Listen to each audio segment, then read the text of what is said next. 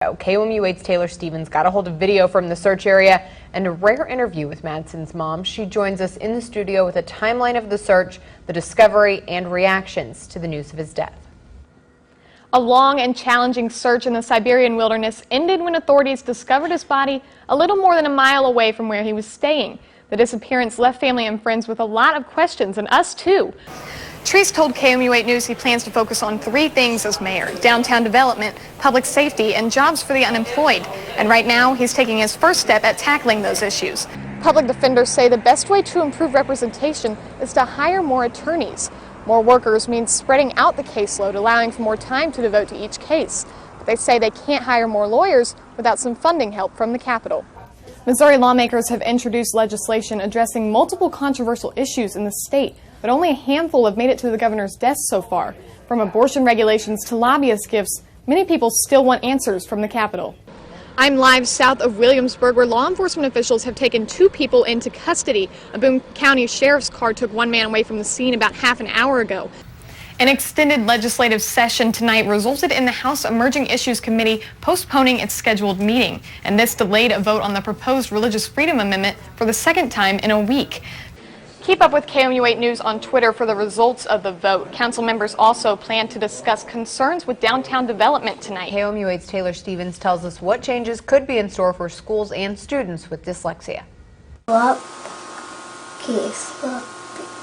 For first grader Emmy Paddock, some words are easier to process than others.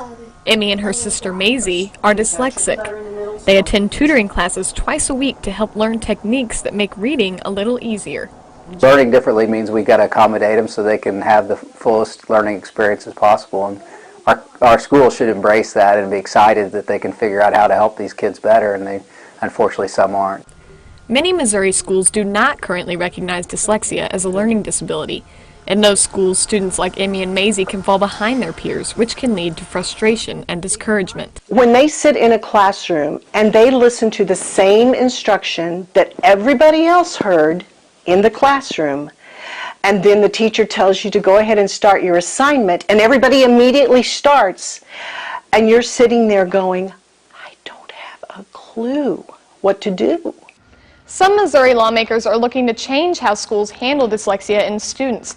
These three bills are making their way through the Capitol that call for statewide school regulations on dyslexia.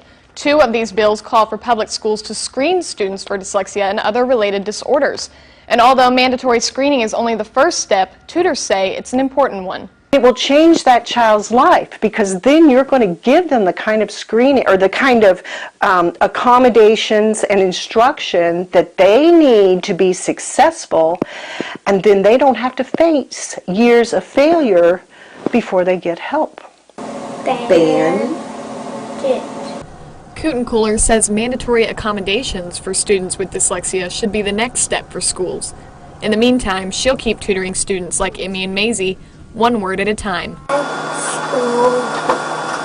Taylor Stevens, KOMU8 News, Jefferson City.